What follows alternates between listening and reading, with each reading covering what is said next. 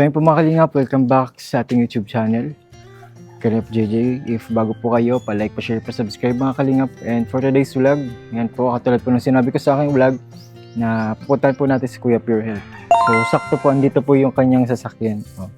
So ibig sabihin, nandito po si Kuya Pure Health. And syempre, bawal pa rin maglabas. Ano po tayo, kumusta natin si Kuya Pure Health kasi hindi naman natin siya nabisita sa hospital kasi nga po, yun nga, medyo ano tayo kay Ate Pia. Nabisi tayo din sa sa kanya, pag-alaga dahil nga sa kanyang paa, paglinis ng sugat. Syempre malayo 'yun. So, ngayon lang yung oras na makakabisita po tayo kay Kuya Pure Health. And syempre may dala tayo. Tara mga kalingap, punta tayo kila Kuya Pure Health. Nandito po yan, dito ang... So, sabi sa mga vlog kasi ni Kuya Pure Health, hindi pa niya siguro alam yung diagnosis. So, nakakita na kasi ako ng ganong klaseng Kuya, yung lumalaki yung yung sa mata, yung around the eye, yung palibot sa mata, lumalaki. Tanong natin. Parang ganun kasi yung niya, yung case niya. Pero tanong natin si Kuya Pure Health kung ano yung diagnosis sa kanya kasi nagtanong din ako sa kanya before. Tapos hindi niya siguro na kita yung message ko. So bibiglain na lang natin si Kuya Pure Health, guys. Puntahan sa kanila. So tara. So yun guys, nandito na tayo sa bahay ng Kuya Pure Health. Nakakalingap. Yan. Parang walang tao. Parang walang tao, guys.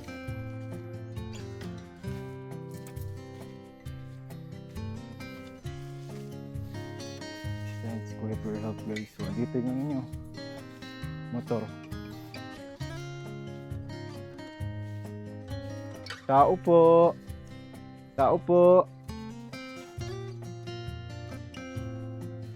Si Kuya Pure Health po.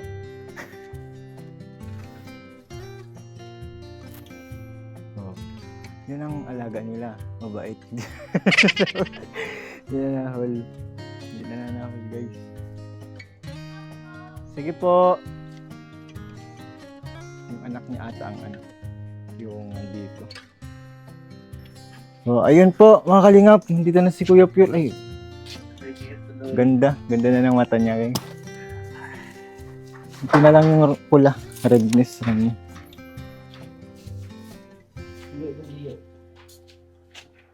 Ayun, grabe. Kuya, may ako sa'yo. May dala. Prutas. Thank you. Kumusta kuya ang mo? Ito, medyo okay na kaso hindi pa rin siya nakakita. Okay. Hindi pa rin nakakita. Punta tayo. Sige. Dito yung aking pwesto ay pag Ito lagi yung pwesto mo. Mabait naman ang mga alaga mo, di nananahol. Kuha ka na lang, Sherman, ng upuan. Tapos yun. Pero kasi, kumusta ka? Ayos lang. Medyo pa rin. Nagre-recover. Pero kuya, nakikita mo man yung yung kanan mo. Ito nakakita, ito ang hindi pa. So lagi siyang ano pa din siya. Nagululuha. Pero hindi na siya kagaya dati na, di ba, noon naka siya talaga. Bilog na bilog yun, tapos Oo. pulang-pulang. Nakatakom yung niya, tsaka pikit. Ngayon, nadidilat ko na siya. Pero nakakita na siya, kuya. Hindi pa rin, pa rin eh. Madilim pa rin eh. Pulang-pulang at talaga, oh. Dilim eh. Hindi ko pa rin maaninag yung Pero mag-ano ako sa doc, magkapa-appointment ulit. Kapaano ko ulit baka... Kapag second option Oo. pa, kuya. Kung ano niya. Kasi nung nakaraan baga gusto ng turukan, yung injection na sa mata. Oo, kuya. Kaso parang matakot ako eh. Direkta kasi yun, sa mata. Sa mata na daw yan Pero wala naman siyang ibang yung lang talaga, yung tawag dito. Infection lang, wala siyang ibang tama sa mata. Wala. Bakterya siya, kuya. Bakterya daw. Parang O bakterya eh. Virus. Kasi nangatiman lang, tapos paggising ko, kasi nakatulog ako dyan eh. Paggising ko, parang malabo na siya. Tapos nung nagpa-doktor ako kinamagahan, ay kinabukasan ng umaga, lalo siyang nairita, yung parang Namulat talaga. Oo, namaga talaga siya, maga, tapos pikit na siya. Lalong nawalan ng paningin. Ano kayong biglaan ko yung gano'n o nag-abot ng ilang araw bago lumaki yung Ano lang siya eh, kasi di ba kaso ako, Pagka galing ko sa doktor, pagaling na yung trangkaso ko, saka naman siya nangati. Tapos yun na, maghapon lang, wala na akong makita. Parang aftershock siya ng Yung lagnat. una, oo, yung pag nagkakasakit ako, siya yung kasi nung tiningnan ko yung record dun sa mga doktor, 2 doktor sa mata at saka sa parehas Nung nagkasakit ako 4 years ago, ganun din, meron din yung mata ko, pero hindi siya totally nabulag. Nakagaya nito ngayon na hindi talaga nakita. Kumbaga labo lang siya, pero nilapit ko rin sa sa doktor, kay doktor, pangalan nito dito sa Central Plaza. Oo. Doon ko dinala yun. Kuya, kumusta man yung resulta? Ano daw diagnosis sa'yo? Alam mo na kung ano? Wala man kasi, ang Wala lang, sinabi? puro lang siya Tawag dito yung, nagpa-CT scan baga ako, tapos nagpa-examine ako ng dugo. Ang lang Normal niya, man ko yung dugo mo. normal lahat. Ang lang talaga is tawag dito, yung, may tawag sila dun yung, Cellulitis? hindi siya, parang lang talaga, yung may tawag sila dun yung, May tawag sila dyan. pagkatapos ng sakit, yung parang lang siya, pagkatapos ng lagnat ko, may word silang sinasabi dun na pusang na kasi tinatamaan yung mata ko. Okay.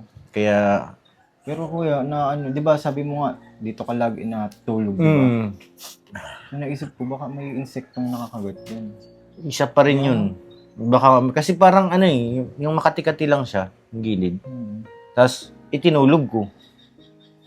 Hindi mo gananon? Hindi ko na namalayan kasi, di ba, galing trangkaso, medyo nagre-recover pa ako basta itinulog ko lang. Paggising ko, para na siyang may hamog na sa paningin ko. Grabe. Nakakaano yun, kuya. Pwede dyan mabulag. Meron nga, may Pwede mabulag daw dyan. pwede nga daw pag napabayaan daw to, baka maaring kung hindi maagapan, maari daw mabulag Kaya pala. So kuya, ano ngayon? Grabe ang gamutan mo ngayon. Oo, tuloy-tuloy, puro antibiotic. Di ba nagpa-confine baga ako? Oo, siya nga. Trinay ko maipadaan sa suwero yung mga yung mga antibiotic. gamot, Oo. Pero hindi siya parang same 5 days ako doon, lalong Lalo lumaki lang. Oo. Parang naiirita lalo yung mata ko. Dami ng pinapatak. Ipapakita ko sa kayo, kuya. May ganyan din kasing case yung ko. Nakakita ko. Ewan ko kung ganito. Yan, no? Di ba ganyan baga siya? Oo, ganyan yun. Ganyan na ganyan, no? Oo, ganyan, no? Ganyan yun nung una Kasi talagang... napakita to kay Kepler. Kasi ganito talaga yung nakita ko sa yung una. pikit. Ganito. Hindi mo siya namamulat. Tapos, yung parang nagnanana baga dito. Yun. Parang ganyan yung nangyari sa iyo. Pero orbital. Kasi cellulitis man ito, yung talagang namaga yung buong mata. O, yung pabilog. Kasi ngayon, hindi man nabaga, kuya. Wala na baga. Yung maga niya. Kaso nagluluha ka. Kasi parang pag ganito nakadilat ako, ramdam ko siya parang may mga dumi na gumagalaw dito. Kaya tuloy-tuloy yung pagluha. Lalo pag napikit ako na natulog ko, lalo tuloy-tuloy ang pagluha. Kasi minsan may nakukuha nga ako mga yung buhok. Yan, yung follicles. Ito, yan. Nakakaano talaga yun. Nakaka-factor din kasi pwede din magpula yun. Kasi mahaba din yung pilik mata ni Kuya Piri. Di, tsaka nung bro, nagpagupit talaga ako nung araw na yun. Inalis mo yung mga iba dyan? Nagpagupit lang ako, tapos yun pag uwi ko, yun para siyang Makati. Baka nga dun nga, dahil nga di sa follicle sa buhok. Buhok, butingin ko nga rin Kasi ngayon, di ba, pag nagpupunas ako, may nakukuha ko yung mga buhok kasi hindi naman ako nakaligo kaagad nung dahil trangkaso Basta naisipan ko na magpagupit. Tapos after na, na. Oo, pag uwi ko na ng hapon, doon ko naramdaman, sabi ko parang angkat Saktong, parang ganito nga talaga yun. Kasi pwede din, may pinakit. Buti nga hindi ka, sinurgery. Hindi pa naman. Sa CT scan, ano lang siya. Ang nakita is namamaga lang talaga, wala namang ibang Kasi ito ko yung pinakita ko sa iyo, common cause, animal bites. O kaya yung mga, siyempre yung pakapaligid baga dito, bugs, marami dito, baka naanhan ka din. Yan, pwede yan, bacterial kasi yun. Yan. Ito yung nakikita ko, kaparas nung nakita ko talaga na case kay Kuya Per, kaya gusto ko isabihin din sa kanya na kung dito siya palagi natutulog sa labas, dapat hindi na. Kasi nga, baka yung kabila na naman ng mata. Madali. Oo. Tapos yung din, pwede din yung po sa yung hair follicles, yung pilik mata.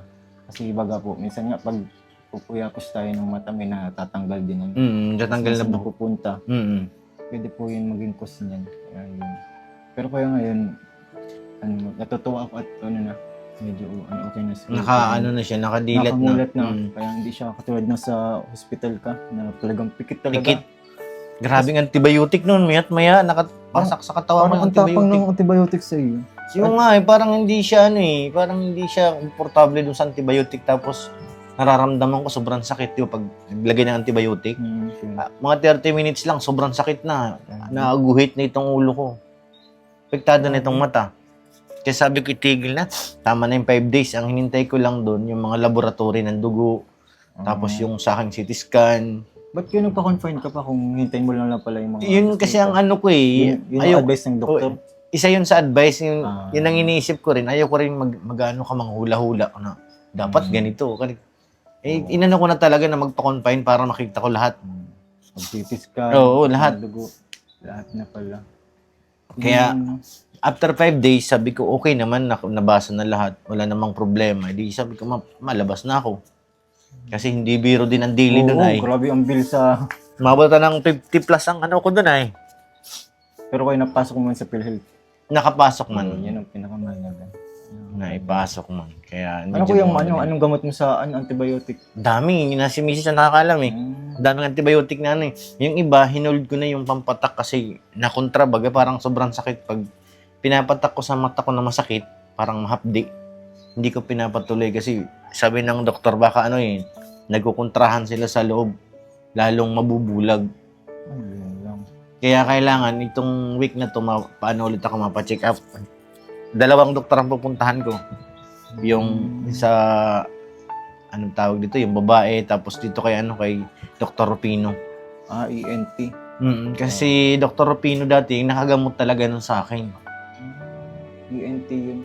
Iba yung doktor kasi sa Opta, pulmonologist tapos sa ENT. So nagdadalawang option para kuya paras man sila ng sa iyo. Kay Dr. Rupino, hindi pa ako nakakabalik. Ngayon, pag si Mrs. naglabas kung kailan ang schedule ni Dr. Rupino, tapos papacheck ko kung anong kaya para malaman natin yung diagnosis kay Kuya Pure sa iyo kasi nga ito kasing pinakita ko kay Pure paras na sa kanya pero hindi naman po yun talaga yung pinaka-actual na diagnosis. Hindi man tayo pwedeng mag-diagnose ng base sa ating nakikita. Parang lang, similarity. Parang kung may may idea lang si Kuya Pure na pwede na yung mga risk factors nga, yung nasa paligid niya, mga insekto, mga kulisap na nandito. Kasi nga, tingnan mo kapaligiran, puro puro dahon. Mag-green. Ayan, greenery. Kaya po, possible talaga. And syempre, nabanggit din ni Kuya Pure na yun nga, nasa isip nga natin kanina, pwede din sa hair follicles. After lang pagpagupit niya, yun. Kaya baka pumasok sa mata yung mga butil na buhok. Tapos pumunta sa likod, tapos ginanon ata. Nakuskus na ako kasi nakatulog na ako Oo, ganun. Di mas na-irritate. Kaya po yun. And buti naman, hindi naman umabot sa surgery. Pag o kaya matusukan, yung sinabi nga ni Kuya Pure na natakot ka. Takot ako. Imagine ko pa lang bro yung karayom na sa mata ko pero kung wala na talagang choice, Oo, yun talaga. Naman. Kasi sumabulag ka, Kuya. Miss ko na dito sa Kuya Pure makasama sa mission. Isang buwan na yata akong Isang buwan na. So, ayun. Yung last namin sa Kamsor. Tapos pag uwi, linggo nag-vlog kay sa Jamkaras. Wala na. Wala na. Lunes, wala na. Nakatrangkaso na ako. Yun na yung ni Kuya Robin.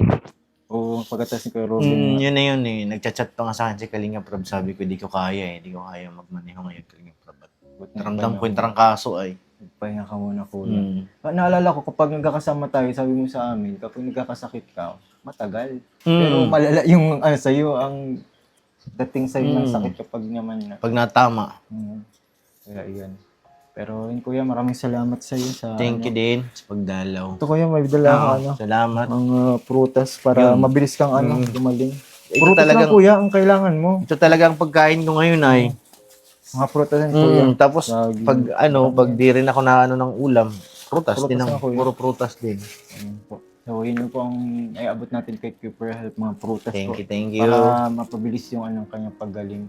Tsaka, kuya, pag gusto ko ulit bumalik dito kasi na-curious po ako sa sa conditioning po yung Pure Health. Kaya pupunta ulit ako dito. Sige lang, chat kita pag may kumpleto na akong para titingnan natin yung mga laboratory mo para makita natin kung saan siya mataas, kung saan mababa, kung saan normal, para maanahan din natin siguro, magabayan. Katulad ng ginagawa natin kay Ate Pia, kay Ryan. So, tatlo ng ko pasyente ko yan. Ikita ko yung mo kay Ate Pia at kay Ryan ay. So, si Ryan naman, pasaway yun. Lagi namin na pag-uusapan ni Kalinga Prab, wala. Tigas ulo ay. Tigas ng ulo ni Ryan. Punta namin din. Pero kuya, punta ko ulit dito. Salamat kayo sa oras. Sige, thank you. Thank you po mga kalingap sa pagsubaybay na aking vlog. Hindi lang skip ng ads. Thank you so much at kahit pa paano, naibsan yung aking mga nasa isip. Kasi daming tanong-tanong sa isip ko eh. At least ngayon, nalaman natin kung ano yung mga pwedeng sabihin. Kaya kapag meron ng resulta, babalik po. Okay. Sige bro, paano ko sa'yo? Thank you. Salamat. Salamat. Kuya at nakakamiss ka na sa mission. Thank you po mga kalingap. Bye-bye po. Bye-bye. God bless po.